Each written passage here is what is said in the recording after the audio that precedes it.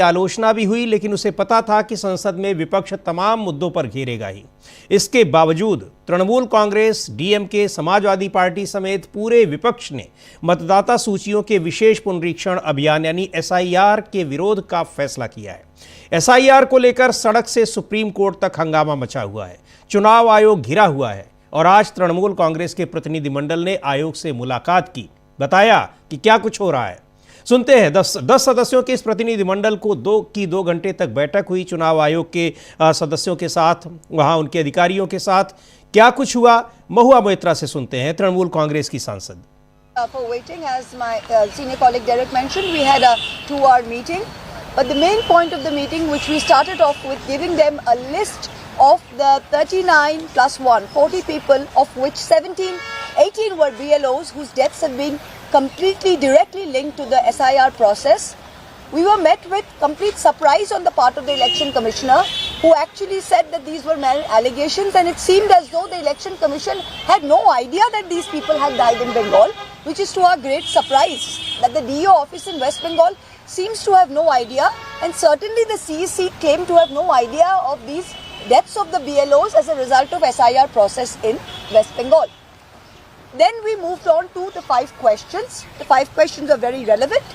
And the first question, as Shatabi said in Bengali, I will mention, is if it is indeed that you are trying to... तो चुनाव आयोग राजनीतिक दलों के नेताओं को जल्दी सुनने की कोशिश नहीं करता है। और देखिए क्या कह रही हैं महुआ मोइत्रा की, जब उनको मिलने गई, जब उन्होंने बताया तो चीफ इलेक्शन कमिश्नर को पता ही नहीं है कि इस एसआईआर को लेकर इतना दबाव है कि इतने बीएलओस की जान चली गई है। इससे समझ में आता है कि क्या उनकी सक्रियता कितनी है, कितनी उनकी अवेयरनेस है और कितनी संवेदनशीलता है, जानकारी कितनी है, कितना उनको पता है कि क्या कुछ हो रहा है। खैर, संसद में इस मुद्दे को जोर शोर से उठाने की पूरी तैयारी है। इस मुद्दे पर पूरा विपक्ष एकजुट है। आम आदमी पार्टी के नेता संजय सिंह कहते हैं, बात तो ये वोट की डकैती है, वोट की चोरी है, वोट की लूट है और ये एक संगठित गिरोह काम कर रहा है। मोदी जी के नेतृत्व में चुनाव आयोग मिलके देश के अलग अलग राज्यों में चुनाव की लूट कर रहा है, वोटों की लूट कर रहा है। तो ये मुद्दा जोर शोर से हम लोग उठाएंगे, आम आदमी पार्टी भी उठाएगी। संगठित गिरोह काम कर रहा है, पूरा विपक्ष उठाएगा, आम आदमी पार्टी भी इस मुद्दे को उठाएगी। यानी संसद के इस संक्षिप्त सत्र में सरकार करीब 10 विधेयक पास कराने की कोशिश में है, लेकिन मुद्दों की भरमार और विपक्ष के तेवर को देखते हुए यह भी संभव नहीं लग रहा है कि इतने 10 विधेयक भी वो पास करा पाएगी। संभव इसलिए नहीं लग रहा है क्योंकि पूरी उम्मीद है कि इन तमाम मुद्दों पर चर्चा से सरकार फिर भागेगी। इससे पहले भी भागती रही है। वोट चोरी और एसआईआर ही नहीं, ऑपरेशन सिंदूर रुकवाने का ट्रंप का दावा ही नहीं, भारतीय सीमा पर चीन के अतिक्रमण का भी मुद्दा है। और अब तो नेपाल भी आंख दिखाने लगा है। नेपाल ने अपने यहाँ के 100 के नोट में भारतीय इलाकों को अपना बता दिया है। सुनते हैं पवन खेड़ा क्या कह रहे हैं। Well, this is a shocking development, and the Prime Minister, who claims that he is a Vishwaguru, cannot even handle immediate neighborhood. China has declared Arunachal Pradesh as its own territory again. Prime Minister has not opened his mouth. Nepal has come up with a 100 rupee note where they have shown parts of India as parts of Nepal. Prime Minister is quiet. Prime Minister is afraid of everyone. That's our problem. Recently, there's one Arunachal woman also stopped the halted at Sinus airport recently. One Arunachal woman was... Yes. No, the government of India needs to act smart and act tough. Where is the response from the government of India? China has been indulging into adventures on our borders. The status quo ante of 20th April 2020 is not yet restored, but the Prime Minister does not open his mouth. When he opens his mouth, he gives China a clean chit. तो खुद को विश्व गुरु बताते हैं प्रधानमंत्री नरेंद्र मोदी, और China ही नहीं अब नेपाल भी आंख दिखा रहा है, लेकिन कुछ कह नहीं पा रहे हैं। पवन खेड़ा कह रहे हैं। यही नहीं, पिछले करीब 1.5 महीने से दिल्ली एनसीआर के लोग जिस जहरीली हवा में सांस ले रहे हैं और हर साल इस सीजन में इसी हवा में सांस लेने को मजबूर होते हैं। कांग्रेस पार्टी ने एक ट्वीट किया है कि कितनी खतरनाक स्थिति है दिल्ली एनसीआर की, ये मुद्दा भी उठने वाला है पार्लियामेंट में और सरकार को छोड़ने वाला नहीं है। कांग्रेस पार्टी का ट्वीट है, सांस नहीं आ रही है। और आप देख सकते हैं कि भाइयों और बहनों, AQI इन दिल्ली 430, मुंबई 405, पर सरकार को फर्क नहीं पड़ता। ये कांग्रेस पार्टी का ट्वीट है। प्रधानमंत्री नरेंद्र मोदी कह रहे हैं कि कोई फर्क नहीं पड़ता है, ये कांग्रेस पार्टी के मुताबिक। तो संसद में सांस लेने की आज़ादी का मुद्दा भी प्रमुखता से उठेगा, राहुल गांधी ने बता दिया है, कह दिया है। राहुल गांधी को भी सुनते हैं। When you're talking political will, consequences of this power affect political will. I mean, if you have whatever 500 to 1,000 commercial units who are polluting Delhi, they have political power, right? And the problem is that the average citizen is not organized at all. So he has no political power. You already have a choice in terms of dealing with air pollution that many people in India don't have. You can go to the doctor, right?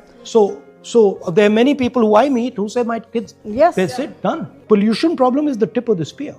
I'm more than happy to help you because I think this is important. I mean, I also breathe the same air and it's terrible. And you know, my niece and nephew grew up in it. You can't escape, right? There's no way. I mean, you can be Mr. Adani. Well, Mr. Adani can probably sit in his house and do his little air purifier stuff. But you can be pretty much anybody and you're going to breathe the air eventually.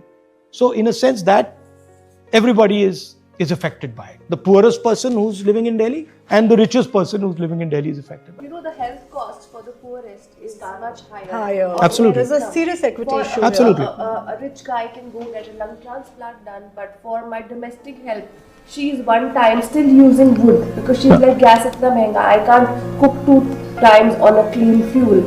So even a clean fuel is not available to the majority of Indians. I will also request you that in the next couple of days, if we can, introduce some questions and Yeah, we could that we can consider asking the MPs to Yeah, there please. can be a debate on air pollution MLs in too. the MPs parliament too. because we never see it happening. Yeah, I know it will be the first time. It's never happened. So that is Okay, so itself a then, big so thing. there would a fair goal be that let us try and organize a debate on air pollution in Parliament? Would that be a fair Yes, goal? absolutely, absolutely. Sir, it's a fight for the lives of the children, and not just children, but every citizen Also living in this senior country. citizens. Also elderlies, because the health is getting devastated at this point of time. If you are seriously thinking about organizing people around it, Yes, then tell me how you're thinking about it. You know, how you're So thinking we of just, scaling. जाहिर है संसद में सरकार विपक्ष के मुद्दों के आगे इस कदर घिरी होगी कि जवाब नहीं होंगे। लेकिन जवाब तो तब होंगे जब जवाब देने की मंशा हो, जवाब देने के लिए मैटर हो, कंटेंट हो। यहाँ तो जवाब देने की बजाय सवालों से ध्यान भटकाने की कोशिश होती है, चाहे संसद हो या संसद के बाहर। लेकिन सवालों से तो सरकार बच नहीं पाएगी, ये तय है, पर जवाब देने से कब तक बचेगी, ये भी बड़ा सवाल है। और इन्हीं सब मुद्दों पर बात करने के लिए हमारे साथ वरिष्ठ पत्रकारों और विश्लेषकों का एक शानदार पैनल है।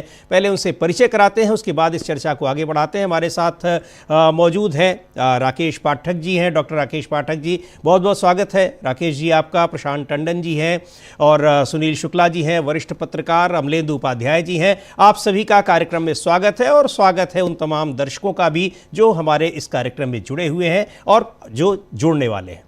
सबसे पहले डॉक्टर राकेश पाठक जी, आपसे मेरा ये सवाल है कि ये जो जिस तरीके से तमाम मुद्दे हैं, उन मुद्दों के बाद, उन मुद्दों को देखते हुए सरकार ने इस शीतकालीन सत्र को इतना संक्षिप्त रखा है, और इसके पीछे क्या कारण है कि ये मुद्दे उठने न पाएं या फिर इन मुद्दों पर चर्चा न होने पाए, उसके पास जवाब नहीं है, इसको किस तरीके से देखा जाए? लेकिन जिस तरह से विपक्ष की तैयारी है और जिस विपक्ष जिस आक्रामकता से इन सारे मुद्दों की चर्चा कर रहा है, तो पीछा छूटने वाला नहीं है।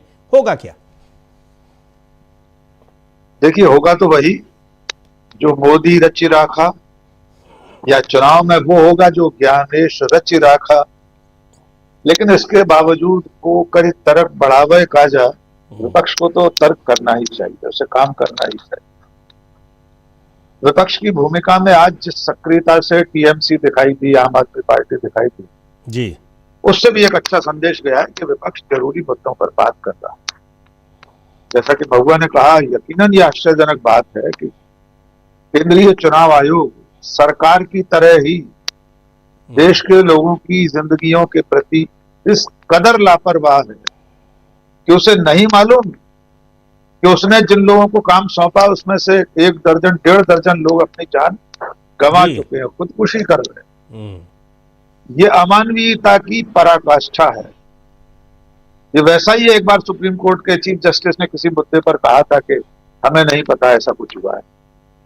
इस घटना को लेकर पूरे देश में चर्चा हो गई। अब जहां तक सवाल है कि मुद्दों का, राहुल गांधी सिर्फ वोट चोरी के मुद्दे को लेकर नहीं चल रहे। विपक्ष के नेता, प्रतिपक्ष के नेता की जिम्मेदारी होती है कि अपने समय और समाज की जितनी चुनौतियां हैं, जिन सवालों से लोग रोज जूझ रहे हैं, उन पर भी बात करें। जैसे उन्होंने इस वक्त राजधानी दिल्ली के पर्यावरण को लेकर, प्रदूषण को लेकर गृहिणियों से, महिलाओं से बात की। उन्होंने कहा संसद में भी इस पर बात करेंगे। विपक्ष का नेता या विपक्ष यही कर सकता है जो उन्हें करना चाहिए, जो वे कर रहे। अब आपका सवाल जो है कि क्या संसद का सत्र इसलिए छोटा रखा गया है कि सरकार के पास जवाब नहीं? मैं समझता हूं राजनीति विज्ञान का कोई साधारण विद्यार्थी या साधारण कोई भी साधारण से साधारण नागरिक ये बता सकता है कि ये सरकार सवालों से बचती रहती है क्योंकि उसके पास किसी भी सवाल का जवाब नहीं। जी, 2014 के बाद से अब तक, समीर आत्मज जी, संसद के रिकॉर्ड को आप देख लीजिए। ये कोई बहुत छुपी हुई बात नहीं है, ये किसी खोज का, शोध का विषय नहीं कि 2014 से लेकर अब तक संसद के सत्र की अवधि किस तरह कम की जाती रही। ये भी किसी से छुपा नहीं है कि खुद प्रधानमंत्री नरेंद्र मोदी सबसे कम समय सदन के भीतर बैठते हैं। जी, कई बार तो इस बात के प्रमाण सामने आए कि वे संसद भवन में होते हैं, अपने कक्ष में होते हैं, प्रधानमंत्री के दफ्तर में, लेकिन वे सदन के भीतर नहीं, क्योंकि विपक्ष के सवालों का जवाब देने का मादा उनके पास नहीं। और इस बार की संसद थोड़ी बदली हुई भी है। सब 2024 के चुनाव के बाद से विपक्ष ताकतवर है। नरेंद्र मोदी के बेलगाम दौड़ते हुए घोड़े पर लगाम कसी जा चुकी है। उनका जो डर था वो भी खत्म हो चुका है। विपक्ष में न केवल राहुल गांधी, दीपेंद्र सिंह हुड्डा, गौरव गोगोई, बल्कि तमाम और दूसरे सांसद, महुआ मोइत्रा, संजय सिंह, लंबी फहरिस्त है, जो प्रधानमंत्री सामने बैठे हों तो उन्हें जलील करने की हद तक अपने तार्किक तथ्यों और भाषणों से उन्हें निरुत्तर करते हैं। जी, तो ये जो शीतकालीन सत्र शुरू होने वाला है, इस बार भी वही होगा। हम अभी से जानते हैं कि सरकार के पास एसआईआर के संबंध में कोई जवाब नहीं, दिल्ली के प्रदूषण के बारे में कोई जवाब नहीं होगा। शोर शराबा करके या तो विपक्ष के सांसदों को बाहर कर दिया जाएगा, सरकार अपने मनमाने बिल पास करा लेगी अगर उससे कराना होंगे, जिसकी तैयारी चल रही है। और अभी अभी एक भयानक सफेद झूठ पकड़ा गया सरकार का, केंद्रीय गृह मंत्रालय का। एक बिल के बारे में उन्होंने कहा, बाकायदा गृह मंत्रालय ने बयान जारी किया, सारी बड़ी न्यूज एजेंसी ने बताया कि नहीं, ऐसा कोई बिल आने वाला नहीं है। और जब बाद में पूरी कार्यसूची सामने आई संसद की तरफ से तो उसमें उसका उल्लेख है। ये सारी चीजें ये बताती हैं कि सत्ता में बैठे लोगों का संसदीय लोकतंत्र में सिर्फ उतना ही विश्वास है, उनके लिए संसद या संसदीय लोकतंत्र उतना ही काम का है जितने भर से वे चुनाव जीतकर उसकी सीढ़ियां चढ़कर वहां बैठ जाएं। उसके बाद सवालों के जवाब देने के लिए वे तैयार नहीं। उन्हें लगता है एक बार जनता ने चुन लिया तो अब हमें किसी सवाल का जवाब नहीं देना, जबकि जनता के द्वारा चुने जाने के बाद ही जवाबदेही 100% बढ़ जाती है, क्योंकि अब आपकी जिम्मेदारी है हर सवाल का जवाब देना। यह भी पूछा जाएगा कि दिल्ली में विस्फोट के बाद, आतंकवादी हमला होने के बाद 50 घंटे तक इस सरकार ने उसे आतंकवादी हमला क्यों नहीं कहा। विपक्ष हो सकता है ये भी पूछे कि पिछले 5 साल से आप चीन शब्द का उच्चारण नहीं कर रहे थे, अब आपके शब्दकोश में से पाकिस्तान शब्द भी विलोपित हो गया है। अब नरेंद्र मोदी पाकिस्तान शब्द भी उच्चारित नहीं करेंगे। और दूसरी तरफ राजनाथ सिंह सिंध से लेकर पूरे पाकिस्तान को बिना डकार लिए हजम कर जाने की बातें करें। तो ये सारे सवाल हैं जो पूछे जाएंगे, पूछे जाने चाहिए। और अगर विपक्ष ऐसे सवाल नहीं पूछता तो अग्रिम लानत विपक्ष को हमारी तरफ से हम भेजना चाहते हैं। जी बिल्कुल सही आप कह रहे हैं कि विपक्ष क्यों नहीं पूछेगा। हालांकि विपक्ष सवालों को पूछता ही है और किस तरीके से सवालों के जवाब देने की कोशिश होती है, उन सवालों को लेने की कोशिश होती है। पार्लियामेंट में हम लोग देख चुके हैं, चाहे मणिपुर का मुद्दा हो, चाहे ऑपरेशन सिंदूर का मुद्दा हो, जवाब भी दिया गया तो किस तरीके से दिया गया कि उसमें ट्रंप का नाम तक नहीं आया। खैर वो सब लोगों ने देखा है।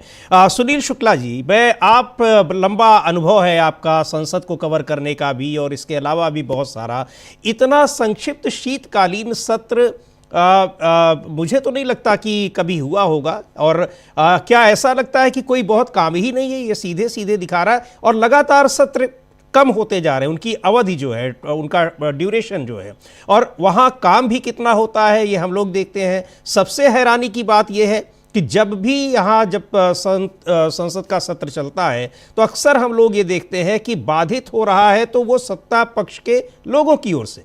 विपक्ष नोटिस देता है, नोटिस को इग्नोर कर दिया जाता है, वो वहाँ पर क्वेश्चन आवर में, 0 आवर में सवाल उठाने की कोशिश करता है, वो नहीं माना जाता। थोड़ी देर उसमें हंगामा होता है, उसके बाद सत्र को एडजर्न कर दिया जाता है। तो ये सारी चीज़ें क्या दिखा रही हैं कि जो पार्लियामेंट की एक ज़रूरत है, उसकी उपयोगिता है, उसको भी धीरे धीरे कम करने की कोशिश की जा रही है। किस तरीके से इसको देखा जाए, इस संक्षिप्त सत्र, शीतकालीन सत्र को? धन्यवाद समीर जी। ये जो मानसून विंटर सेशन जो शुरू होने जा रहा है 1 दिसंबर से, मेरी स्मृतियों में सबसे छोटा है जी। आमतौर पे ये मुझे जहां तक याद है, नवंबर के तीसरे सप्ताह से शुरू होता था विंटर सेशन और दिसंबर के दूसरे तीसरे सप्ताह तक चलता रहा और लगभग 25 दिन 30 दिन 1 महीना के आसपास। और सदन का सत्र केवल बिल पास कराने के लिए थोड़े होता है जी। सवाल यह है कि एक देश की सबसे बड़ी पंचायत है, इसका प्रावधान किया गया है कि निश्चित अंतराल के बाद इसके बैठकें होनी चाहिए, उसके सदस्य बैठ करके, सरकार और विपक्ष बैठ करके विभिन्न मसलों पर चर्चा करें जो एकदम लोगों के जीवन के साथ जुड़े हुए हैं। लेकिन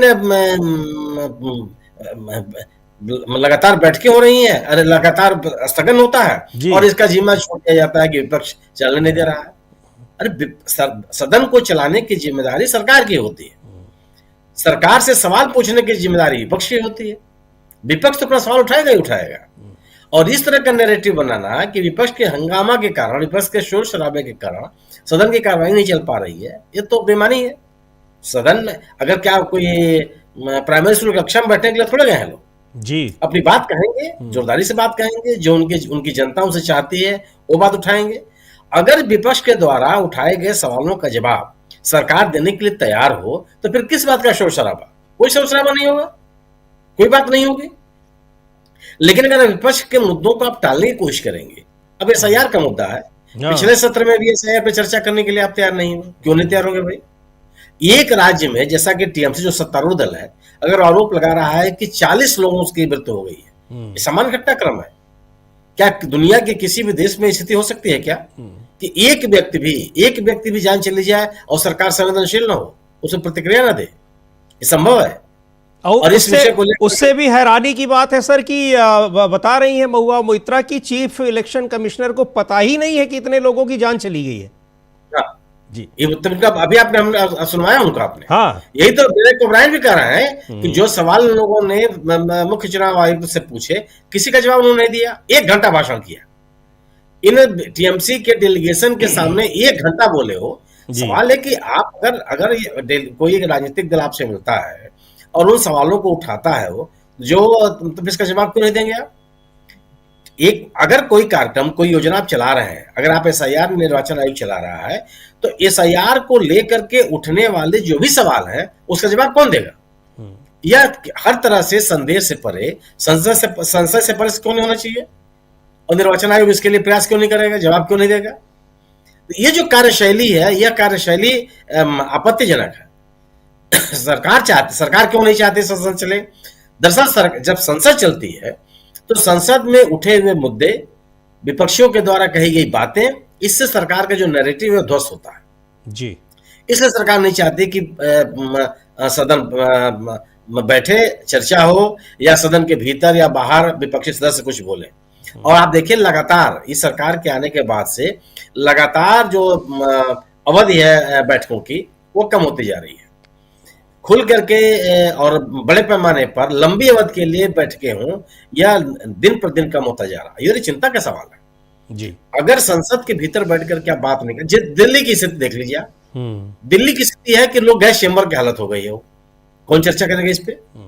क्यों नहीं चर्चा होनी चाहिए? सर्वोच्च न्यायालय के मुख्य न्यायाधीश कह रहे हैं कि मैं सुबह न्यायालय गया तो मैं बीमार पड़ गया। वहां के लोग कह रहे हैं कि राहुल गांधी कह रहे हैं कि माए कह रही है कि बच्चे एक विषाक्त वातावरण में रहने के लिए मजबूर हैं जी। अगर इस पर सरकार बात नहीं करेगी तो कौन बात करेगा? अगर मतदाता सूची को मुख्य निर्वाचन आयोग के शब्दों में शुद्ध करने की प्रक्रिया चल रही है और लगभग सभी राज्यों में लोगों की बेचैनी है, तो सरकार को इस बात नहीं करनी चाहिए।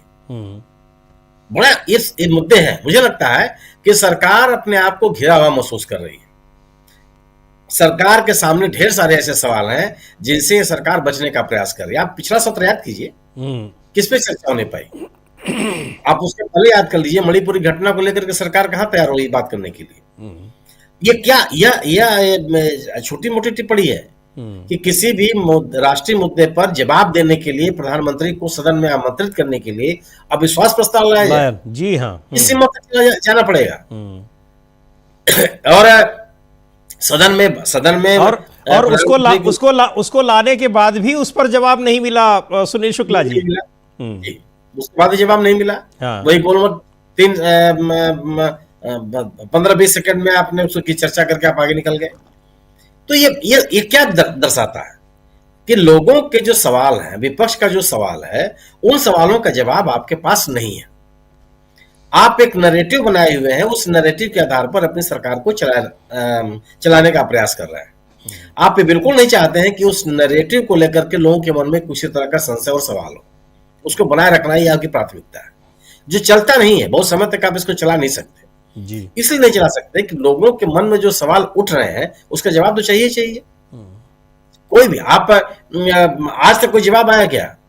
जो शंघाई एयरपोर्ट पर एक अरुणाचल प्रदेश की महिला के साथ जो चीन ने किया, जो उस महिला की टिप्पणियां आई, यह भारतीय संप्रभुता के ऊपर छोटा मोटा हमला है। इस पर हमको बोलना नहीं चाहिए, सरकार को बोलना नहीं चाहिए। वो सरकार जो कहती है कि दुनिया में हमारा झंडा फहरा रहा है, हमारा इकबाल बहुत बढ़ गया है, हमारे दुनिया की ढेर सारी समस्याएं बिना प्रधानमंत्री से पूछे नहीं होती।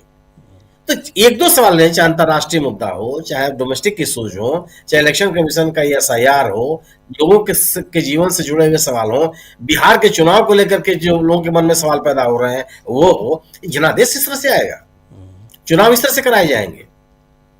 इन बातों का जवाब नहीं देना होगा क्या लोगों? तो बड़े सवालों के मन में है, और इन सवालों से लोगों के मन में उठ रहे प्रश्नों से बचने की यह कोशिश है। बिल्कुल सरकार बच पाएगी ऐसा संभव नहीं है। बिल्कुल विपक्ष छोड़ेगा। हाँ, विपक्ष छोड़ेगा नहीं, और विपक्ष की जिम्मेदारी है, विपक्ष का ये काम नहीं बल्कि उसकी जिम्मेदारी है कि वो सवाल पूछे और सरकार से जवाब मांगे। वो विपक्ष करेगा और अभी तक कर रहा है। नहीं आता है वो अलग बात है, संसद की कार्यवाही बाधित होती है वो अलग बात है। इसके लिए जिम्मेदार निश्चित तौर पर सरकार ही है। जैसा कहा भी कि सदन की कार्यवाही चलाना सरकार की जिम्मेदारी है। विपक्ष तो सवाल ही पूछेगा, क्योंकि विपक्ष वो सवाल पूछेगा जो जनता के मन में चल रहे हैं। प्रशांत टंडन जी, जब भी देखा है हम लोगों ने महत्वपूर्ण मुद्दों पर चर्चा अगर होती भी है, बहुत कम होता है कि हो पाती है, लेकिन कई बार सरकार को मजबूर हो जाना पड़ता है, क्योंकि लगातार जब वहाँ पर उसकी मांग होती रहती है, व्यवधान होता रहता है, तो मजबूर होती है। पर जितनी महत्वपूर्ण चर्चाएं होती हैं, मुझको लगता है कि अक्सर वर्तमान के बजाय इतिहास में चले जाने की परंपरा सी बन गई है। यहाँ पर सवाल उठता है कि आखिर ऑपरेशन सिंदूर के मुद्दे पर डोनाल्ड ट्रंप क्यों दावा कर रहे हैं, किस हैसियत से दावा कर रहे हैं कि उन्होंने रुकवा दिया और हमारी सरकार चुप क्यों है। तो फिर वहाँ आता है कि नेहरू के समय में क्या हुआ, इंदिरा गांधी के समय में क्या हुआ, और उससे पहले भी कई बार तो प्राचीन काल में भी चले जाते हैं, और मध्यकाल में जाने की तो अक्सर परंपरा है। खैर, क्या लगता है कि इन सारे मुद्दों पर इस संक्षिप्त सत्र में कोई चर्चा होने के आसार हैं, या फिर इसी तरीके से उसको मोड़ते रहने की कोशिश होगी? नहीं होता है तो फिर विपक्ष क्या करेगा?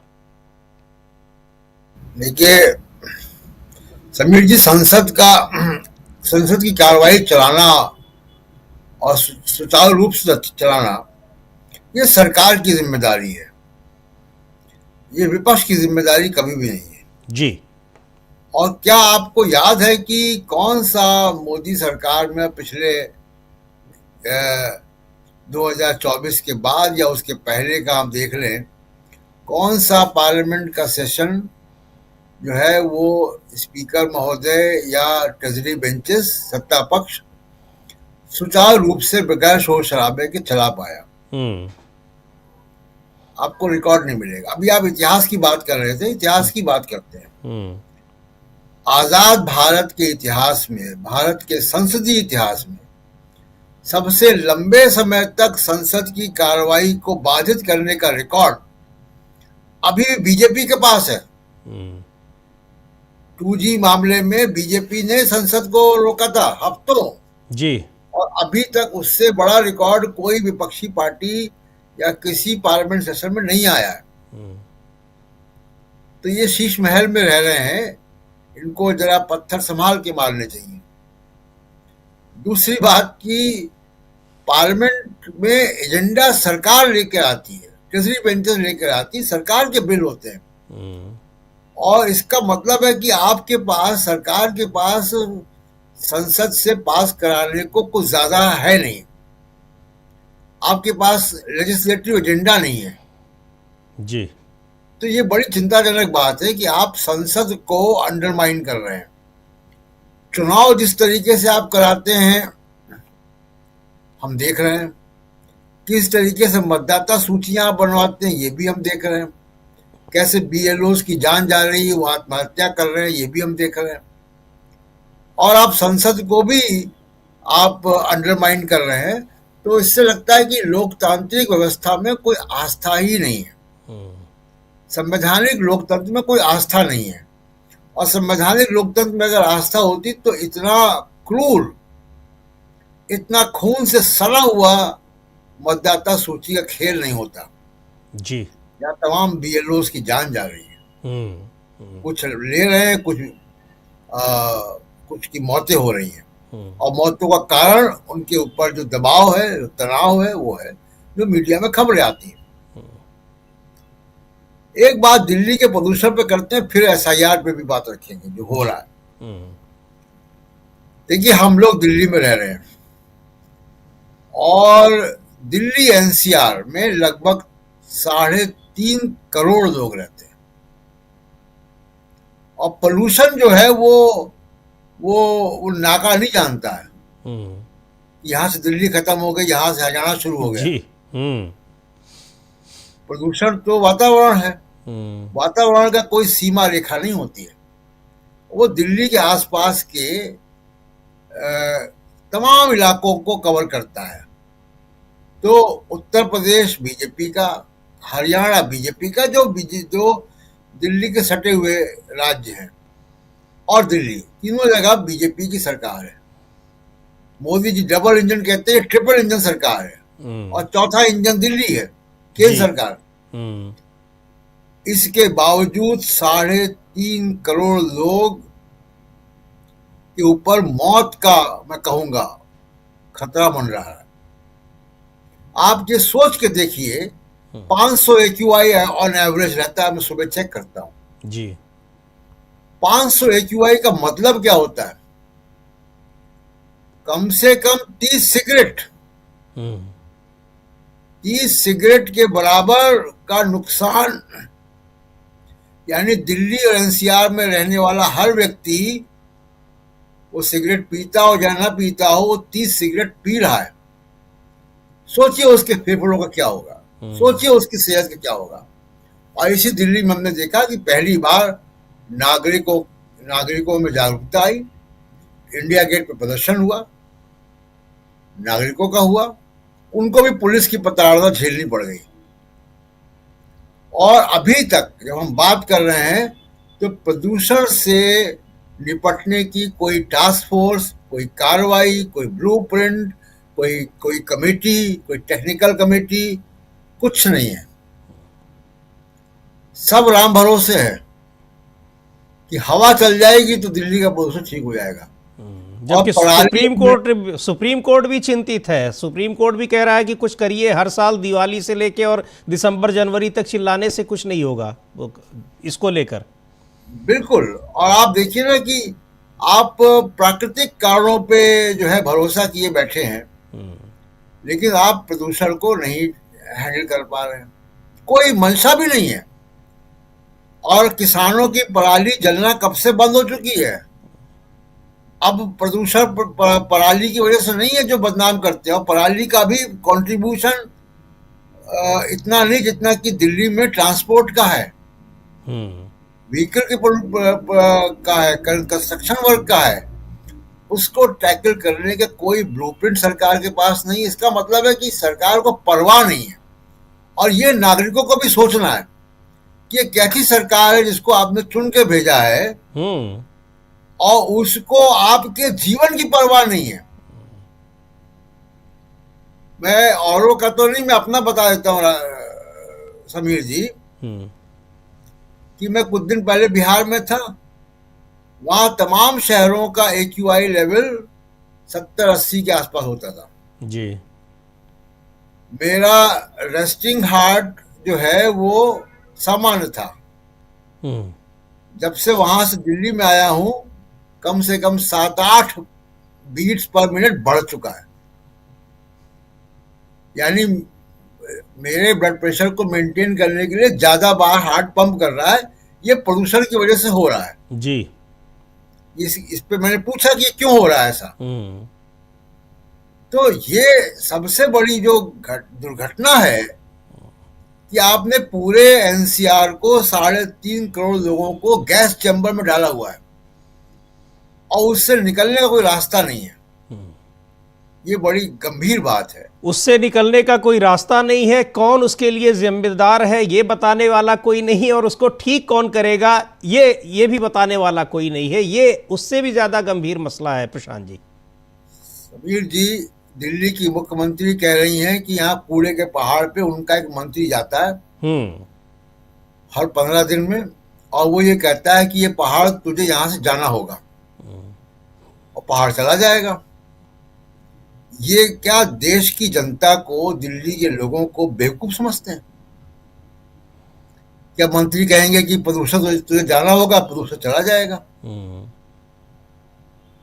ये इस तरीके क्या मजाक दिल्ली के लोगों के साथ, देश के लोगों के साथ हुआ है। वो आज उसको किसी, मुझे लग रहा है कि शायद कांग्रेस पार्टी ने ट्वीट किया है, कोई एक मीम टाइप का, कि उसमें वो गाना गा रहे हैं, प्रदूषण जा पॉल्यूशन जा, पॉल्यूशन जा, पॉल्यूशन जा कहते हुए दिल्ली की मुख्यमंत्री। उनका एक AI जनरेटेड एक तस्वीर है। और आपको याद होगा कि ये तरीका भी अपनाया जाता है। केंद्रीय मंत्री हैं अपने रामदास अठावले साहब, कोविड के टाइम पे देखा उन्होंने कैसा नारा लगवाया था, गो कोरोना गो, काफी वायरल हुआ था, वो तो सबको याद होगा। तो खैर इन सारी चीजों पर जी प्रशांत जी, मैं मीम की या किसी चुटकुले की बात नहीं कर रहा हूँ। दिल्ली की मुख्यमंत्री ने माइक हैंडल करके सब गंभीरता से कहा था जी, ऑन रिकॉर्ड कहा था, पब्लिक में कहा था कि उनका एक मंत्री जाता है और पहाड़ से कहता है कि तुझे यहाँ से जाना होगा। आप सोचिए कि ये क्या है, मतलब ये कोई, हम लोकतंत्र में रह रहे हैं, 21st सेंचुरी में रह रहे हैं, या दिल्ली के लोगों को वो बेवकूफ समझ रही हैं? बिल्कुल। दूसरे राउंड पे आऊंगा तो SIR के बारे में बात करूंगा। जी बिल्कुल, उसका कि किस तरीके से जाएगा, गंभीरता से ही मुझे लग रहा है कि रामदास अठावले ने भी गंभीरता से ही कहा होगा, और ये जो मीम बना है तो उनके इसी तौर तरीके पर कि जो उनका वैज्ञानिक तरीका है कूड़े के पहाड़ को हटाने का, तो उस लोगों ने समझा होगा कि शायद प्रदूषण को कम करने का भी उनका ये तरीका हो। खैर जाएगा कि नहीं जाएगा, लेकिन संसद में ये एक सरकार के सामने मुसीबत बनकर जरूर आने वाला है। अमलेंदु उपाध्याय जी, क्या लग रहा है आपको, इस मुसीबत को का सामना सरकार करेगी या फिर सरकार वही तरीका अपनाएगी जो अब तक अपनाती आई है संसद में मुद्दों का या समस्याओं का सामना करने के लिए? समीर जी, हर फिक्र को धुएं में उड़ाता चला गया। तो सरकार हर फिक्र को, हर चुनौती को इसी तरीके से धुएं में उड़ाती जा रही है, लेकिन वो धुआं जो है वो दिल्ली और NCR के रहने वालों के लिए बवाले जान बन गया है। सरकार ने तो अपनी फिक्र उड़ा दी धुएं में, लेकिन वो धुआं निकलेगा कहाँ, उस धुएं के निकलने का रास्ता कहाँ है? तो वो दिल्ली में तो रास्ता कहीं दिख नहीं रहा कि वो धुआं निकलेगा कहाँ। सुप्रीम कोर्ट जो है चिंतित हो रहा है, और दिल्ली दुनिया की सर्वाधिक प्रदूषित राजधानियों में शुमार है जी। मतलब जो 15 दुनिया के सबसे ज्यादा प्रदूषित शहर हैं उनमें भी शामिल है, और सर्वाधिक प्रदूषित राजधानियां जो हैं उनमें भी दिल्ली शुमार है। तो इसके लिए तो हमारे प्रधानमंत्री नरेंद्र मोदी बधाई के पात्र हैं कि 18-18 घंटे काम करके जो है वो प्रदूषित राजधानियों, प्रदूषित शहरों के टॉप 15 में जो वो ले आए हैं दिल्ली को।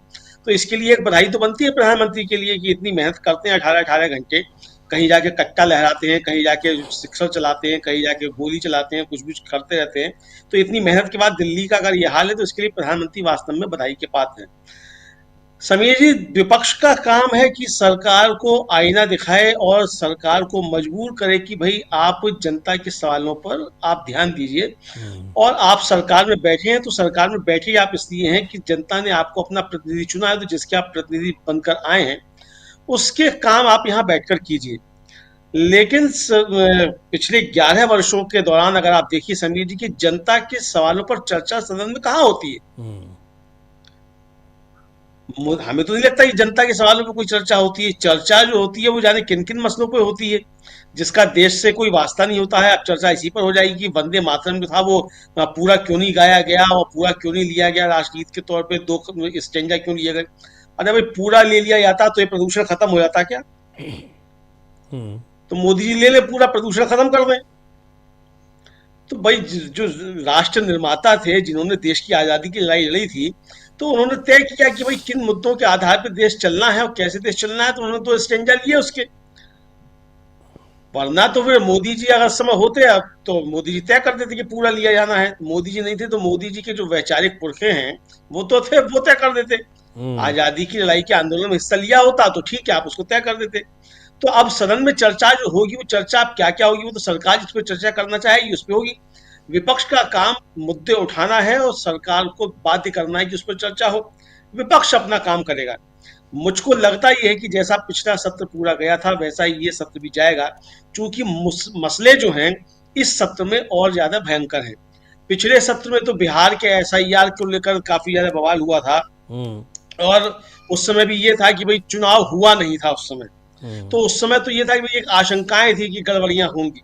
अब तो बिहार का चुनाव हो चुका, जो आशंकाएं थी गड़बड़ियों की वो सामने भी आ चुकी कि गड़बड़ियां हुई हैं, ये विपक्ष के आरोप हैं। अब विपक्ष के पास सबूत है। तो अब बिरला साहब तो कह देंगे कि भाई क्या वोटर लिस्ट सरकार बनाती है, जैसे पिछली बार कह दिया था। तो वोटर लिस्ट सरकार तो नहीं बनाती है, तो बात सही है, लेकिन सदन जो है वो तो कानून बनाता है ना कि वोटर लिस्ट कैसे बनेगी कैसे नहीं बनेगी जी। और चुनाव आयोग जो है वो उसी कानून का उल्लंघन कर रहा है, संसद की शक्तियों का अपहरण कर रहा है। तो इस पर सदन में चर्चा क्यों नहीं होगी कि एक संवैधानिक संस्था जो है वो अगर सदन की, संसद की शक्तियों का अपहरण कर रही है और कानून के दायरे से बाहर जाकर काम कर रही है, तो सदन में उस पर चर्चा क्यों नहीं होगी? तो ये मुद्दा भी समीर जी बिल्कुल उठेगा, और इस पर जाहिर सी बात है कि सरकार अपना बचाव करेगी और बिरला साहब वही तर्क देंगे क्या वोटर लिस्ट सरकार बनाती है। तो ये आएंगे, लेकिन जो विपक्ष अपना काम करेगा वो ठीक है, उसका भी अपना प्लान तैयार है और कई सारी समस्याएं हैं। ट्रंप का मसला है ही, नेपाल का जो नक्शा आ गया वो मसला है ही, चीन जिस तरीके से आके गुजरा रहा है और वहां हमारे एक यात्री को जो है मतलब एक नागरिक को चीन पे उतारा गया, उतार कर उसको बंधक बनाया गया 18 घंटे तक, और फिर कहा गया कि तुम यहाँ का पासपोर्ट लो, ये तुम्हारा पासपोर्ट नहीं है, अरुणाचल जो है वो भारत का हिस्सा है। इस पर भी होगा कि मोदी जी लाल आंख दिखाइए चीन को, इस पर भी निश्चित तौर पर बातचीत होगी।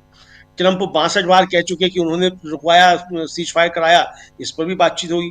तो मुद्दे समीर जी बहुत सारे मुद्दे हैं, और अब देखना है कि सरकार सदन में क्या क्या बिल लेकर आती है, उन बिल जो बिल आएंगे उन पर कितनी बहस हो पाती है। तो बहुत सारे मुद्दे हैं, तो सरकार घिरी हुई तो निश्चित तौर पर नजर आती है, और सरकार अपना बचाव का रास्ता भी ढूंढेगी।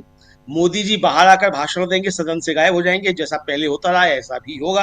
तो यानी परंपरा जो मोदी जी ने अपनी डाली है, मोदी जी उस परंपरा से हटते हुए नजर आएंगे ऐसा दिखाई नहीं पड़ता है। तो सदन के बाहर जब कार्रवाई शुरू होगी तो मोदी जी आके आधा घंटा भाषण देंगे और फिर बताएंगे कि कांग्रेस जो है वो डूबने वाली है, उसमें विभाजन होने वाला है। ये सारी बातें वहां से भी बताई जाएंगी, लेकिन सदन से मोदी जी गायब रहेंगे, चूंकि सवालों के जवाब सदन में देने पड़ सकते हैं। जी बिल्कुल बिल्कुल अमलेंदु जी, वही बात है कि यहाँ चर्चा वर्तमान पर होगी, लेकिन सवाल वर्तमान पर होंगे, और जवाब के लिए पास्ट में जाएंगे, यानी जो भूत में जाएंगे, पहले क्या हुआ 50 साल पहले, 100 साल पहले। खैर, डॉक्टर राकेश पाठक जी, ये पूरा का पूरा विपक्ष इन मुद्दों पर एकजुट होकर सरकार के सामने, एक अल्पमत की सरकार के सामने अपने मुद्दे उठा रहा है। इस अल्पमत की सरकार के पास इतनी ताकत, इतना कॉन्फिडेंस कहां से आता है कि वो इतने जरूरी और महत्वपूर्ण मुद्दों को इग्नोर कर दे? मैं थोड़ा सा प्रशांत जी की बात पर आपत्ति दर्ज करा दूं। जी, प्रशांत जी ने पता नहीं क्यों अविश्वास किया कि दिल्ली के मंत्री जी के आह्वान करने पर पहाड़ वहां से नहीं जा सकता। प्रशांत जी, हमारे देश के प्रधानमंत्री जब बादलों की ओट से रडार को धोखा दे सकते हैं, इसका मशवरा वायुसेना के अधिकारियों को दे सकते हैं। जब वे विश्व विज्ञान कांग्रेस में प्लास्टिक सर्जरी इतनी उन्नत होने का दावा कर सकते हैं हजारों साल पहले कि गणेश जी के सिर पर हाथी का सिर लगा दिया गया था, तो ऐसे में एक पहाड़, वो भी मामूली कूड़े का पहाड़, भारतीय जनता पार्टी के मंत्री के आह्वान पर या उसके आदेश पर सरकते सरकते हिंद महासागर में जाकर क्यों नहीं कर सकता? या हो सकता है वो ज्यादा जोर से सरका दिया जाए तो वो खैबर दर्रा पार करके कहीं अफगानिस्तान में पहुंच जाएगा। तो कृपया हमारे भारतीय जनता पार्टी के नेताओं की इस अनूठी प्रतिभा पर अविश्वास मत कीजिए। वैसे भी वे सब ज्ञान विज्ञान के घोषित शत्रु हैं। अब समीर जी, जो आपका प्रश्न है, ये विश्वास आता कहां से? इसका सामान्य सा उत्तर तो ये है, ये विश्वास आता है चुनावी जीत से। ये विश्वास आता है येन केन प्रकारेण किसी भी तरह चुनकर विधानसभाओं में या संसद में पहुंच जाने से। ये विश्वास आता है देश की सबसे बड़ी अदालत से लेकर जितनी संवैधानिक संस्थाएं हैं, जितनी स्वायत्त शासी संस्थाएं, उन सब को अपने खूंटे पर बांध लेने से। ये विश्वास आता है उन तमाम सारे मीडिया संस्थाओं का बंध्याकरण करके उन्हें अपना भोंपू बना ले। इसलिए जब ये सारी चीजें उनके घोड़ा में, उनके बाड़े में बंध जाती हैं, चुनाव आयोग उनके खूंटे से बंधा हुआ बछड़ा बन जाता है, तब सत्ता छुट्टा सांड की तरह संसद से लेकर सड़क तक बर्ताव करती है। उसे न जनता के सवालों की कोई फिक्र होती है, न विपक्ष के सवालों। वरना लोकतंत्र तो समीर भाई लोकलाज से चलता है। लोकलाज अगर होती सत्ता में जी, जरा भी शर्म होती तो सदन का सामना करते, उनका जवाब देते। पहलगाम के बाद क्या हुआ था हमने देखा था। हमारे प्रधानमंत्री एक भी सर्वदलीय बैठक में नहीं आए, विशेष सत्र आयोजित नहीं किया गया। जब सत्र आयोजित हुआ भी तो एक तरफा अपना डंका पीट कर चले गए। विपक्ष ने जो सवाल पूछे थे उनके कोई जवाब नहीं मिले। आज भी नोटबंदी से लेकर अब तक देश के सामने इतने सारे सवाल खड़े हैं, नोटबंदी में थोड़ा ज्यादा अतीत का सवाल उठा गया, क्योंकि ये लोग सत्ता में जो बैठे लोग हैं वे तो 70-80 साल पहले के, 100 साल पहले के, 1000 साल पहले। मोहम्मद बिन कासिम 782 ईस्वी जब भी आया था तब से सवाल पूछते हैं। योगी आदित्यनाथ तो तब से बताते हैं कि मोहम्मद बिन कासिम के आने के बाद 30 करोड़ लोग मारे गए थे भारत में, भले दुनिया की आबादी उस वक्त 23 करोड़ थी। तो उनसे ये सवाल तो पूछे ही जा सकते हैं कि पिछले 10 सालों में आपने क्या किया। इन 10 सालों के जवाब में, और चलिए 10 साल भी भूल जाए, सिर्फ पिछले 3 दिन के सवाल पूछ लें। 3 दिन में अंतर्राष्ट्रीय मुद्रा कोष ने भारत की मुद्रा को पहले तो घिसटने वाली मुद्रा कहा और अब उसको सी कैटेगरी में डाल दिया है, यानी बेहद दरिद्र मुद्रा की कैटेगरी में हम पहुंच गए। नरेंद्र मोदी कभी नहीं चाहेंगे कि सदन में कोई उनसे ये पूछे कि जब रुपए की कीमत कम होती थी, जब डॉलर सिर उठाता था, तब प्रधानमंत्री और देश की गरिमा रसातल में जाती, तब उन्हें पता था कि रुपए की कीमत कैसे गिरती है, क्योंकि तब वे गुजरात के मुख्यमंत्री। तो अब सदन में इस बात का जवाब कैसे दे पाएंगे कि डॉलर 90 रुपए पर कैसे पहुंच गया है, हमारी मुद्रा की इतनी बेकदरी कैसे हो गई कि आसपास के तमाम छोटे मोटे देश हमसे बेहतर स्थिति में हैं, और दुनिया में बहुत सारे छोटे छोटे देश हैं, उनकी मुद्राएं भी हमसे ऊपर हैं। नरेंद्र मोदी और अमित शाह डंका पीटते थे कि हमारे पासपोर्ट को देखकर विदेशी हवाई अड्डों पर अधिकारी कहते हैं, अच्छा आप नरेंद्र मोदी के देश से आए। सम्मान की नजर से देखा जाता है भारतीय पासपोर्ट। उसकी ताकत बढ़ गई है, नरेंद्र मोदी के खुद के शब्द हैं, उसकी ताकत हमने शंघाई एयरपोर्ट पर देख ली है सभी। 18 घंटे तक एक भारतीय युवती को सिर्फ इसलिए हिरासत में रखा गया क्योंकि उसके पास इंडियन पासपोर्ट था, उसके पासपोर्ट में अरुणाचल प्रदेश लिखा था, जिसे चीन अपना बता रहा है। विदेश मंत्रालय एक फौरी औपचारिक खंडन करने के सिवा लाल लाल आंखें दिखाने वाले नरेंद्र मोदी का इंतजार ये देश कर रहा है। विदेश मंत्रालय के बयान से काम नहीं चलेगा। हम भी देखना चाहते हैं, वो नरेंद्र मोदी ऐसे ऐसे करके बता रहे थे ना, लाल लाल आंखें करके चीन को समझाना चाहिए, इन्वर्टेड कॉमा, यही वाक्य है नरेंद्र मोदी का। समीर सर जी जी बिल्कुल, वो नरेंद्र मोदी कहाँ है, हम और आप ढूंढ रहे हो। वही तो पवन खेड़ा भी पूछ रहे थे कि अब विश्व गुरु और वो लाल आंखें दिखाने वाले, पूरा विपक्ष बार बार यही पूछता है, बाहर पूछता रहता है तो जवाब नहीं मिलता। इसीलिए लोग सोचते हैं कि हो सकता है कि संसद के भीतर जब पूछेंगे, जहां सवाल पूछने के लिए देश की जनता ने भेजा हुआ है, कम से कम वहां तो जवाब मिलेगा, लेकिन वहां भी जवाब नहीं मिलता है। जी नहीं मिलेगा समीर। हमारे ग्वालियर के एक बहुत ही वरिष्ठ कवि थे प्रकाश दीक्षित जी, उनकी चंद पंक्तियों से अपनी बात खत्म करूंगा जी। सवाल जो सिर्फ किताबों में नहीं मुट्ठियों में भी है, सवाल जो सिर्फ किताबों में नहीं मुट्ठियों में भी है, स्पार्टाकस के साथियों की तरह सड़कों पर सूलियों से लटके हैं सवाल, सवाल जो सिर्फ किताबों में नहीं मुट्ठियों में भी हैं और चेहरों पर जड़े। तो इस देश के लोगों के चेहरों पर सवाल जड़े हैं, मुट्ठियों में सवाल हैं, जुबान पर सवाल हैं, लेकिन जवाब देने वाले नरेंद्र मोदी नहीं, वे लापता हैं। मिले तो खबर दे, मेरा देश खो गया, मेरा नरेंद्र मोदी खो गया। बिल्कुल, आपकी सवाल तो बहुत है, सवाल है ही, बस जवाब नहीं है। और यहाँ पर कर्तव्य बताए जाते हैं कि संविधान में आपके कर्तव्यों की, मूल कर्तव्यों की बात की गई है, अधिकार की बात नहीं दोहराई जाती है, अधिकार की बात नहीं की जाती है। अधिकार मांगने वाले, अधिकार की बात करने वाले, उनको देशद्रोही, देश विरोधी बताने की कोशिश की जाती है। सुनील शुक्ला जी, अब ये इस पूरे जो SIR को लेकर पूरा का पूरा विपक्ष जिस तरीके से दिखाई पड़ रहा है, और ये सवाल पूछा जा रहा है, संसद में सवाल पूछा जा रहा है, SIR को लेकर किस तरीके से संसद की शक्तियों को ही हड़पने की कोशिश कर रहा है चुनाव आयोग, ये इतना गंभीर मुद्दा है। क्या वो संसद इस मुद्दे पर चर्चा कर पाएगी कि उसकी शक्तियों को एक वो संवैधानिक संस्था हड़पने की कोशिश की है जो उसी के द्वारा बनाई गई है? का जवाब आपको नहीं मिला। सरकार चर्चा करने के लिए तैयार हुई। एसआईआर को लेकर जितने सवाल विपक्ष उठा रहा है, निर्वाचन आयोग के स्थान पर उसका जवाब देने के लिए भारतीय जनता पार्टी चली जाती है। ऐसा किसी भी राजनीतिक दल को, जो आम लोग जो अपने देश के नागरिकों के मताधिकार को लेकर के चिंतित हो, उसको इसमें एसआईआर का विरोध करना चाहिए।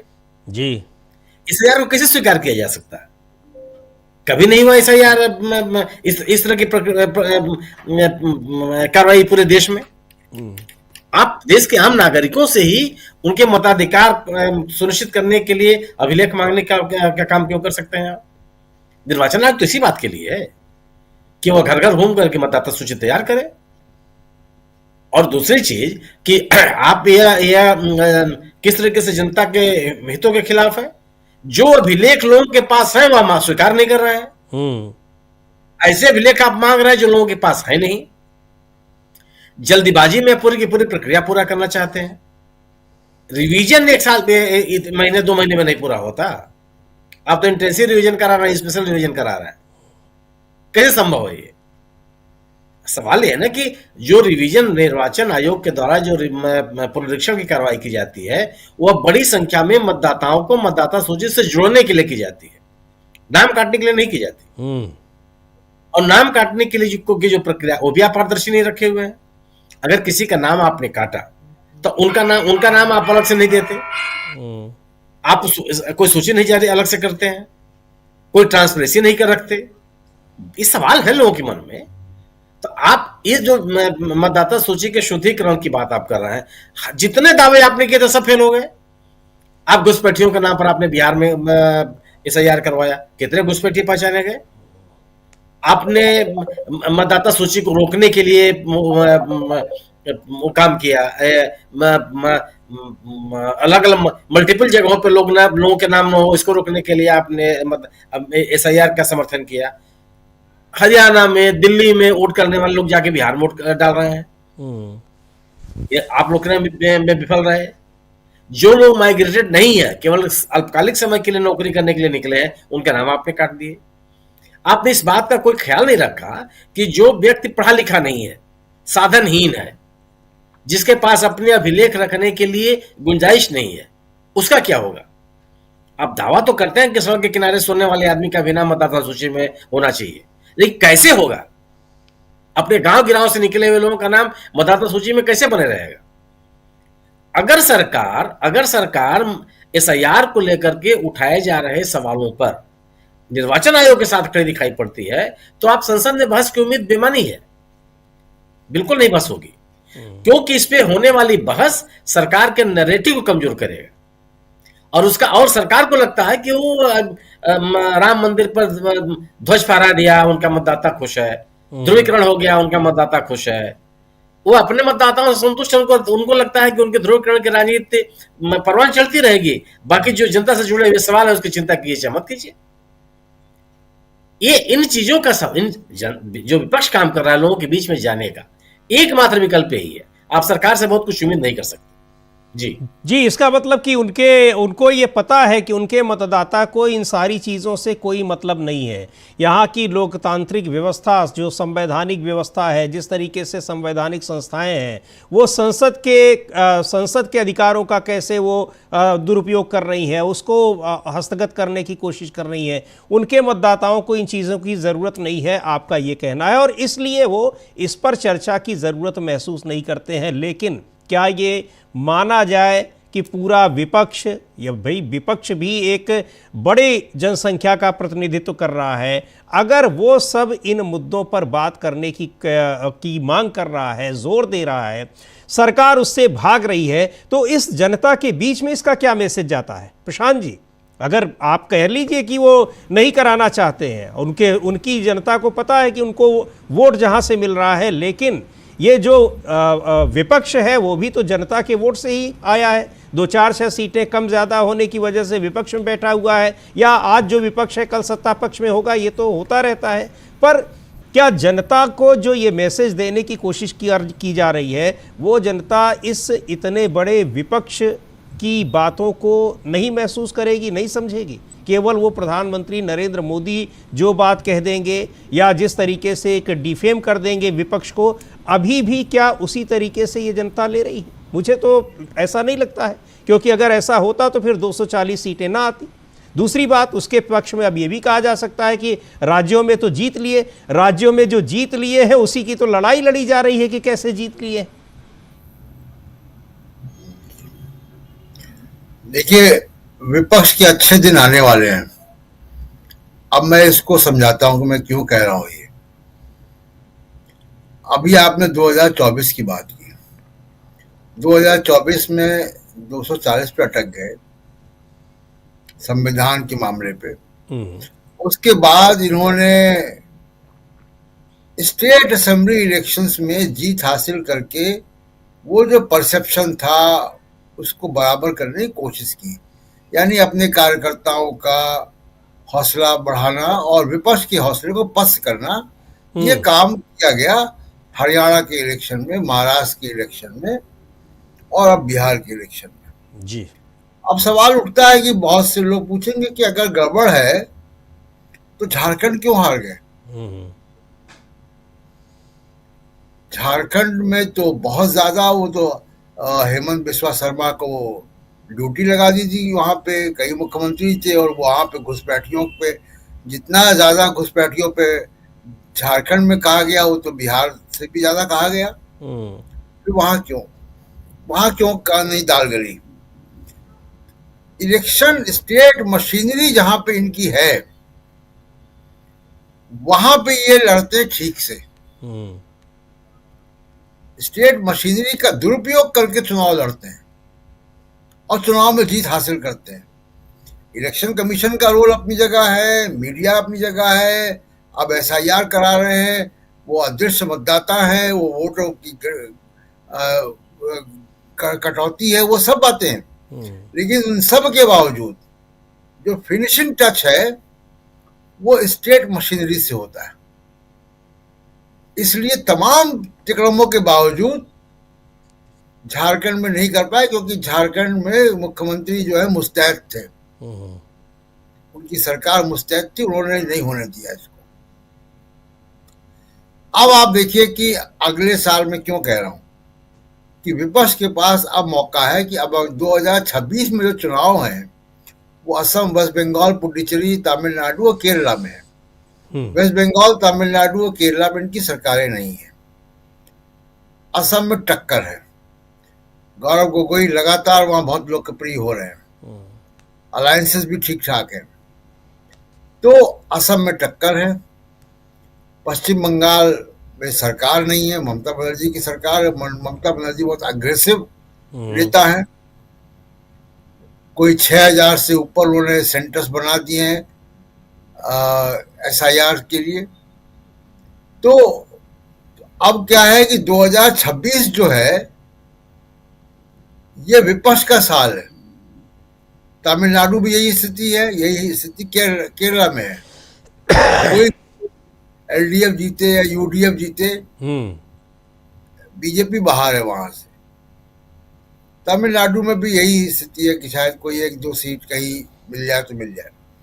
तो अब 2026 की रणनीति विपक्ष को बनानी चाहिए और 2026 में जो विपक्ष का नैरेटिव खड़ा होगा वो लंबे समय तक 2029 तक चलेगा।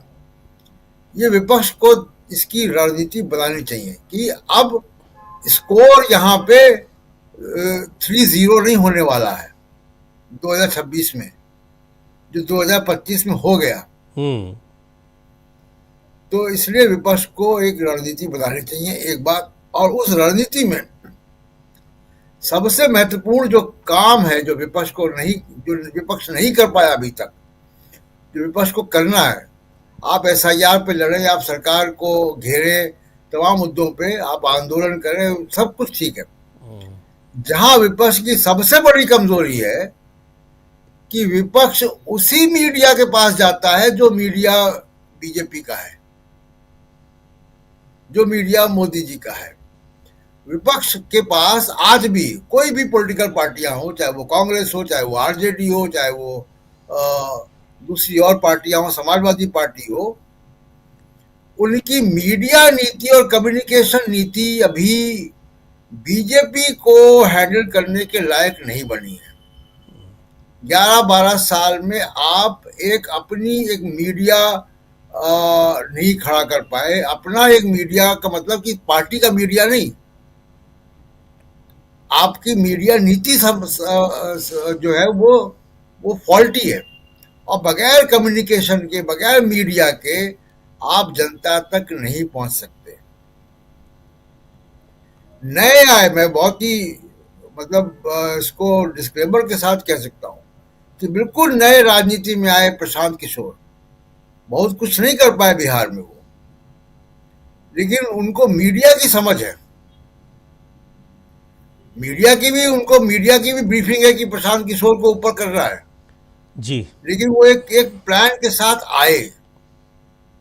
इतनी पुरानी पार्टियां, इतने बड़े बड़े इनके कम्युनिकेशन के डिपार्टमेंट और बड़े बड़े नेता, तजुर्बेकार नेता 11-12 साल में मीडिया और कम्युनिकेशन की एक नीति नहीं बना पाए। मैं ट्रंप का उदाहरण देता हूं बार बार कि ट्रंप के खिलाफ भी पूरा अमेरिका का लीगेसी मीडिया था, ट्रंप उसके बावजूद कामयाब हो गए। एक छोटा सा सवाल आपसे प्रशांत जी, आप जब आपने ये मीडिया की बात की तो उसी में कि मीडिया नैरेटिव बनाने में कामयाब रहा, लेकिन मुझे लगता है कि मीडिया इन्फॉर्मेशन जो है वो सर्कुलेट करने में नाकाम है, क्योंकि अगर ऐसा ना होता तो हमारे मुख्य चुनाव आयुक्त को ये जानकारी ना होती। पिछले 20-22 दिन से लगातार खबरें आ रही हैं बीएलओस के बारे में, और उन्होंने बताया, तृणमूल कांग्रेस के नेता जब बताने लगे तो उन्होंने कहा कि हमको तो कुछ पता ही नहीं कि ये सब हो रहा है, जबकि मीडिया में तो खबरें आ ही रही हैं। तो क्या मीडिया अपने नैरेटिव बनाने में ही लगा है, या उसका जो मूल स्रोत है कि सूचनाओं को भी वो लोगों तक पहुंचाए उसको नहीं पहुंचा पा रहा है, या उसकी सूचना लोग अब ले ही नहीं रहे हैं? इसको किस तरीके से देखा जाए? बड़ा महत्वपूर्ण पॉइंट है ये कि मुख्य चुनाव आयुक्त को पता ही नहीं कि देश दुनिया में क्या हो रहा है। देखिए, वो झूठ बोल रहे हैं, बहुत साफ तरीके से मैं कह सकता हूं कि झूठ बोल रहे हैं। देश का कोई भी, चाहे वो मुख्य चुनाव आयुक्त हो, कोई गवर्नमेंट ऑफ इंडिया का सेक्रेटरी हो, कोई जिलाधिकारी हो, कोई मंत्री हो, उसके यहाँ एक डिपार्टमेंट होता है। उसका काम ही ये होता है कि उसके विभाग की सारी खबरें वो डिपार्टमेंट हेड को, अपने डिपार्टमेंट हेड को बताए जी। रोज सुबह उसकी ब्रीफिंग होती है कि चुनाव आयोग के बारे में ये छप रहा, चुनाव आयोग के बारे में ये छप रहा। आप मान सकते हैं कि बीएलओ जो है आत्महत्या कर रहे हैं और अखबारों में छप रहा है, हम अखबार पढ़ के तो बताते हैं आपको यहाँ पे, तो मुख्य चुनाव आयुक्त को खबर नहीं जा रही है, बिल्कुल खबर जा रही है। तो ऐसा नहीं है कि उनके पास सिस्टम नहीं है, या उनको पता नहीं है, या वो सोशल मीडिया पे नहीं है।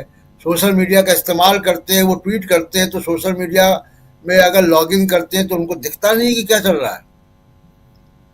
क्या नहीं, वो एक चीज और भी है, वो मुख्य चुनाव आयुक्त ये भी कहते हैं कि ये चुनाव आयोग पुराना वाला नहीं है, अब ये नया चुनाव आयोग है। अमलेंदु जी, अब इस नए चुनाव आयोग में क्या मुख्य चुनाव आयुक्त चुनाव आयोग से जुड़ी खबरों पर भी ध्यान नहीं देते हैं, उनको भी नहीं देखते सुनते हैं, या फिर जो कह रहे हैं प्रशांत जी की मीडिया होता है एक जो प्रेस इंफॉर्मेशन ब्यूरो है उसका एक उसके साथ होता है, सुनील शुक्ला जी तो बहुत करीब से जानते हैं, उस विभाग से जुड़े हुए हैं, उनके लिए बाकायदा एक असाइंड होता है जो देखता है, यही काम करता है जो प्रशांत जी बता रहे हैं। लेकिन फिर भी अगर उनको नहीं पता है तो क्या वो ये बताना चाहते हैं कि हम इन चीज़ों को भी इग्नोर कर देते हैं, जैसे हम विपक्ष के सवालों को इग्नोर कर देते हैं कि क्या कुछ हो रहा है, चुनाव आयोग के बारे में क्या चीज़ें छप रही हैं, क्या चीज़ें लोगों के बीच में आ रही हैं, लोग चुनाव आयोग और उसकी कार्यप्रणाली के बारे में क्या सोच रहे हैं, आम जनता क्या सोच रही है। ये इस न्यू इलेक्शन कमीशन को इससे कोई मतलब नहीं है क्या? इस जो ये सवाल किया उन्होंने कि हमको जो बताया उन्होंने कि ये सारी चीज़ें हमको पता ही नहीं है, यही मैसेज वो देना चाह रहे थे क्या? अमलेंदु जी,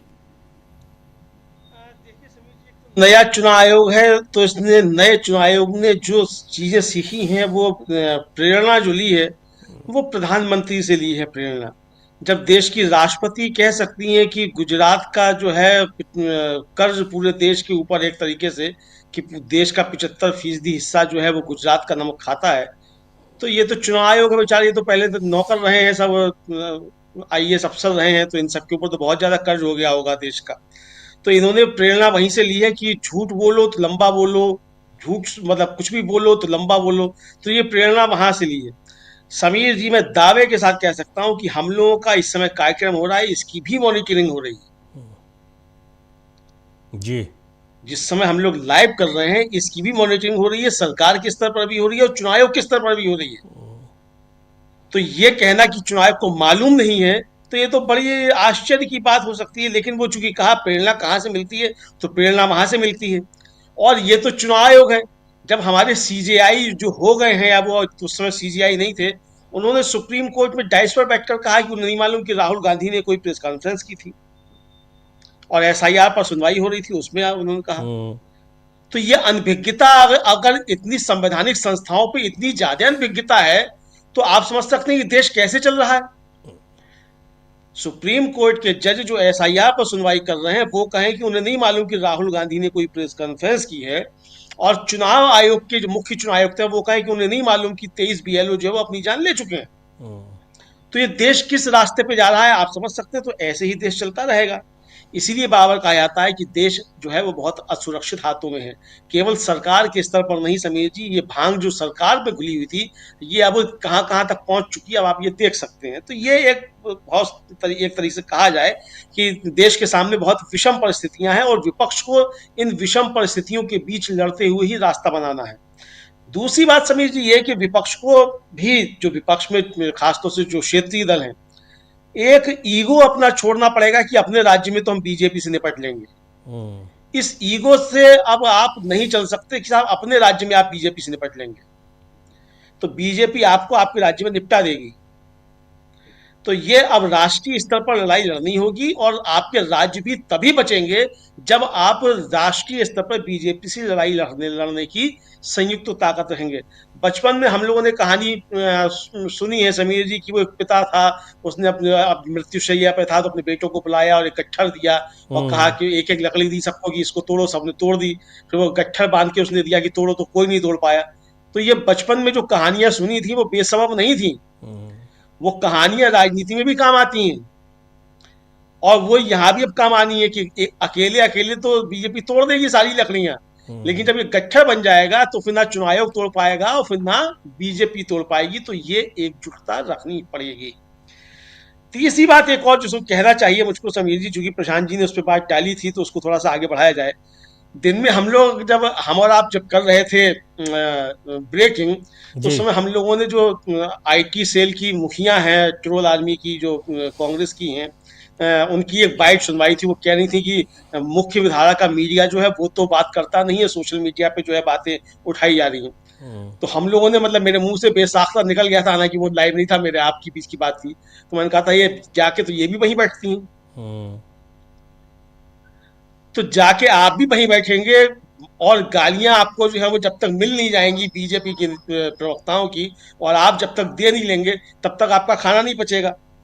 तो भाई आप वहां क्यों जाते हैं? अब आप देखिए समीर जी कि सोशल मीडिया पर चुनाव से पहले बहुत प्रशंसा हुई कि साहब RJD की 2 नई प्रवक्ता जो आई हैं, उन्होंने बहुत तूफान मचा दिया है और बहुत जम के जो है वो बात रख रही है। बड़ी अच्छी बात है, बहुत तारीफ की बात है। नई प्रवक्ताएं आई हैं, दलित वंचित तबके से आती हैं, पिछड़े वर्ग से आती हैं, बहुत अच्छी बात है। लेकिन चुनाव परिणाम आने के बाद फिर किस तरीके से ट्रोलिंग हुई, तो भाई आप वहां जाके करते क्या हैं? बिल्कुल, वहां जाकर गौरव भाटिया को गाली दे देना और गौरव भाटिया से गाली सुन लेना जो है ये मीडिया पॉलिसी नहीं है। आप ना अपनी बात वहां रख पा रहे हैं ना, आप वहां जाकर आप जब जा रहे हैं, जो वर्ग है, दर्शक वर्ग है ना, आप उसको संतुष्ट कर पा रहे हैं, और फिर आपको अपनी बात कहने के लिए भी इसी सोशल मीडिया पर आना पड़ रहा है कि मेरे साथ फला एंकर ने इतना बुरा कर दिया कि मेरा माइक बंद कर दिया। अरे भैया आपको मालूम है कि आपका माइक बंद होता है, तो क्यों जाते हो अपना माइक वहां बंद करवाने के लिए? फिर प्रशांत जी ने कहा कि भाई मीडिया पॉलिसी का मतलब ये नहीं कि अपना यूट्यूब चैनल खोल लेना या अपनी, अरे भाई अपना तो कम्युनिस्ट पार्टियों की, जब से कम्युनिस्ट पार्टियां तब से अखबार निकल रहे हैं, लोक लहर, मुक्ति संघर्ष, न्यू एज और पीपुल्स डेमोक्रेसी निकल रहे हैं जी। तो क्या उन्होंने नैरेटिव बना लिया? नैरेटिव बनता है, मीडिया से बनता है, जो नैरेटिव बनाने की बात हो रही है वो मीडिया जो बनाता है। तो आपको जब मालूम है ये बात, आप प्रेस कॉन्फ्रेंस करके कह रही है कि मीडिया आपकी बात नहीं सुनता है, तो भाई इस पे काम क्यों नहीं होता? तो चूंकि सबकी जो है वो तपस्या जो जारी है, और बहुत संकट की बात है, व्यक्तिगत टिप्पणियां हो जाएंगी वो मैं करना नहीं चाहता हूं, कि मीडिया की पॉलिसी जो है किसी व्यक्ति को ध्यान में केंद्रित रखकर नहीं होती है, चाहे वो कोई भी दल हो, किसी भी दल की बात हो रही है, वो किसी एक दल की बात नहीं है। तो ये मीडिया की पॉलिसी जो है वो आपकी पार्टी, उसको कितना लाभ होगा कितना नहीं होगा। राहुल गांधी को अगर जान से मारने की धमकी मिलती है और आपका मीडिया विभाग का जो चेयरमैन है उसकी टाइमलाइन जो है अब तक उस मुद्दे से गायब है, तो आपकी कैसी मीडिया पॉलिसी? बिल्कुल, तो सवाल तो उठेंगे। जी। तो ये चीजें जो है, तो ये मीडिया पॉलिसी की जो बात है, तो मीडिया को मीडिया की तरीके से लेना होगा। आपने अपना यूट्यूब चैनल बना लिया साहब, आपने राजनीतिक दलों के जो यूट्यूब चैनल है उसमें आप टॉप पर आ गए, इससे काम चलने वाला नहीं है। जनता के बीच जाना होगा और जनता के बीच जिस तरीके से जाया जाता है उस तरीके से जाना होगा। बाकी डिस्क्लेमर जोड़ दूं कि हम किसी को कोई सलाह देने वाले नहीं है। एक बात निकली मीडिया पॉलिसी की, तो उस मीडिया पॉलिसी पे विवेचना है, विश्लेषण है, वो कर रहे हैं, किसी को कोई सलाह नहीं है। इस डिस्क्लेमर के साथ समीर जी मैं अपनी बात खत्म। जी नहीं, बिल्कुल सही बात है, इस पर बात होगी क्योंकि ये बात कही जाती है, ये बार बार कहा जाता है और सभी नेताओं से। अभी आप बात कर रहे थे, सुप्रिया श्रीनेत की बात कर रहे थे कि उन्होंने प्रेस कॉन्फ्रेंस में सीधे तौर पर कहा कि मुख्य धारा का जो मीडिया है, सो कॉल्ड, उन्होंने ये शब्द भी इस्तेमाल किया, वो नहीं महत्व देता। बार बार अखिलेश यादव, समाजवादी पार्टी कई बार बहिष्कार भी कर चुकी है कई चैनलों का, कई और अपने प्रवक्ताओं को भेजना बंद कर चुकी है। बड़ा सवाल है कि आखिर जब आपको वहाँ पर इतनी तवज्जो नहीं दी जाती है, आपको वहाँ पर बेइज्जती के लिए बुलाया जाता है, तो ये सवाल तो उठेगा ही। ये सवाल उठ रहा है, हम उनको कोई सलाह नहीं दे रहे हैं कि फिर आप जाते ही क्यों है। ये इसमें सोचने समझने की बात है। इसका मतलब कि वहाँ जाने में आपको कोई फ़ायदा दिखाई पड़ता होगा, आपको लगता होगा कि आप बेहतर तरीके से जनता का मुद्दा वहाँ जाकर उठा पाएंगे। अब कितना बेहतर तरीके से उठा पाते हैं वो देखने वाली बात है। लेकिन ये अब संसद में जिस तरीके से ये तमाम मुद्दे हैं और इन मुद्दों को लेकर जिस तरह से विपक्ष एकजुट दिखाई पड़ रहा है, वो और कई मुद्दों पर पिछले एक साल से हम लोग लगातार देख रहे हैं कि इस तमाम मुद्दों पर एकजुटता के साथ अपना प्रतिरोध दर्ज करा रहा है।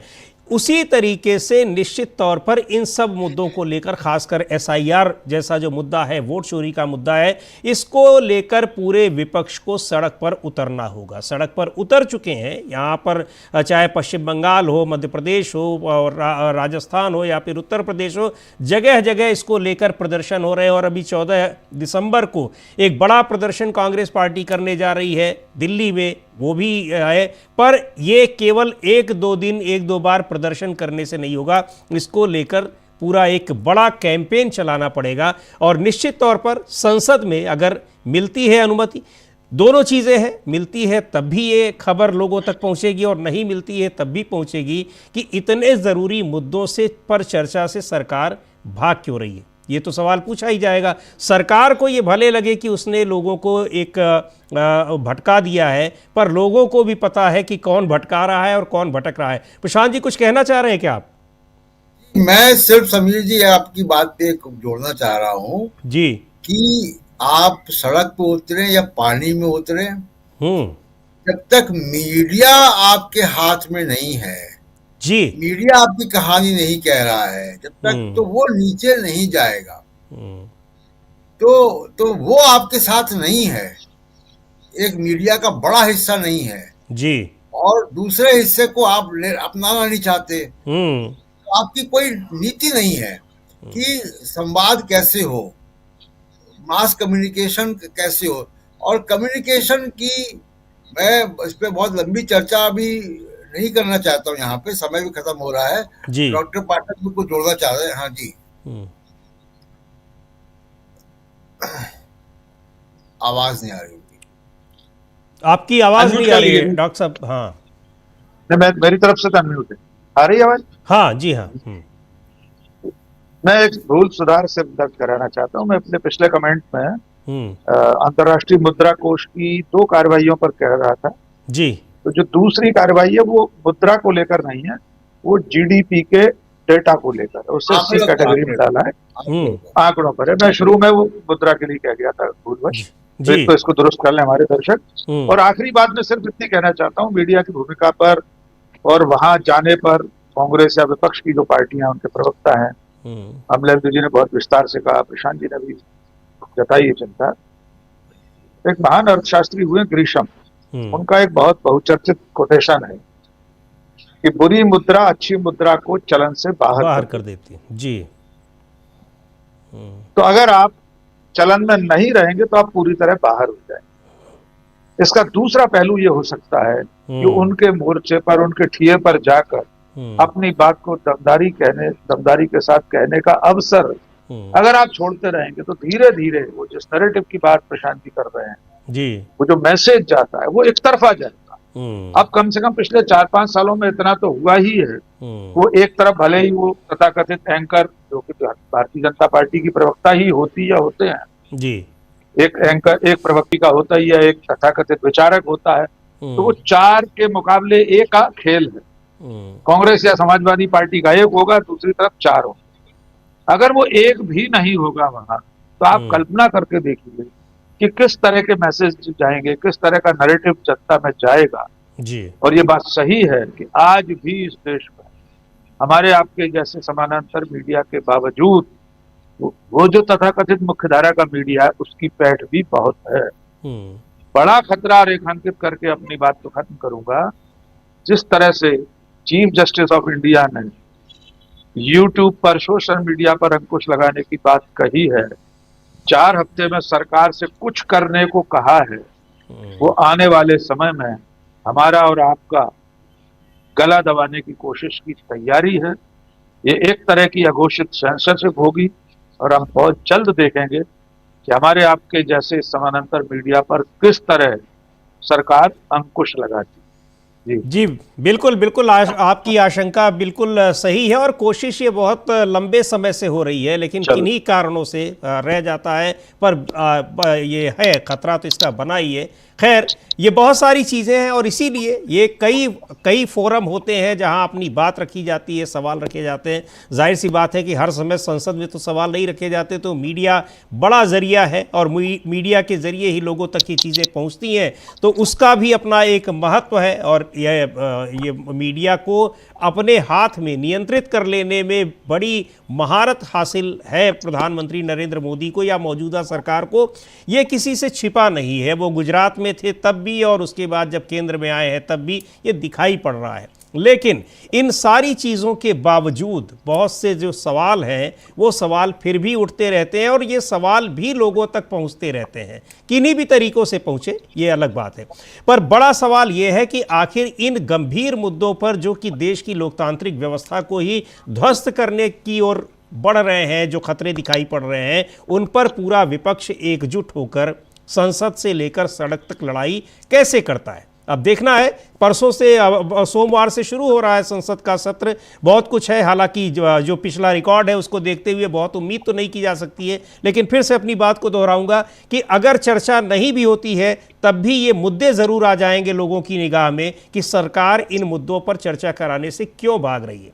बहुत बहुत शुक्रिया आप सभी पैनलिस्ट का। हमारे जो मेहमान हैं डॉक्टर राकेश पाठक जी, सुनील शुक्ला जी, प्रशांत टंडन जी और अमलेंदु उपाध्याय जी, बहुत बहुत शुक्रिया उन दर्शकों का भी जो हमारे साथ जुड़े रहे और इस परिचर्चा को उन्होंने सुना। आपकी प्रतिक्रिया भी हमें चाहिए, आप ज़रूर उसको दीजिएगा। और अब इस कार्यक्रम को यहीं समाप्त करते हैं, मुझे दीजिए अनुमति। नमस्कार।